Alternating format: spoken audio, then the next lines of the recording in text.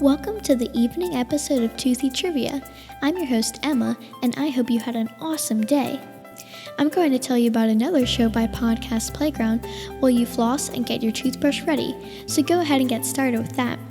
Wacky News is hosted by Jackson and Dylan. They are kids just like us, and each episode, with the help of the Wacky News machine, they bring us a cool news story from around the world that is actually interesting to kids, not boring adult news.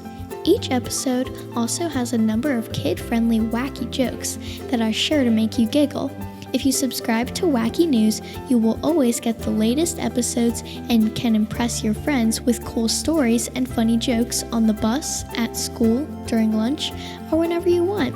Just go to podcastplayground.com to learn more about and subscribe to Wacky News. Now it's time to get those teeth of yours brushed. Are you ready? Let's go! Today's trivia theme is trains. After World War I, the French had the railway cars that Germany surrendered and stored in a museum.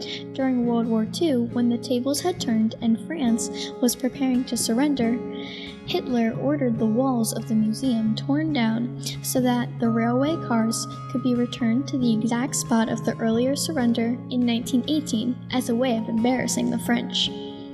Most train horns are based on musical chords. Common passenger trains found in the United States are usually based on major sixth chords, which are not as scary sounding as most freight trains, which are based on diminished seventh chords. When trains were introduced in America, many people believed that women's bodies could not handle traveling at 50 miles an hour, and that some of their internal organs would fly out of their bodies at such a speed. Since then, women have done a great job of proving that we can handle just about anything.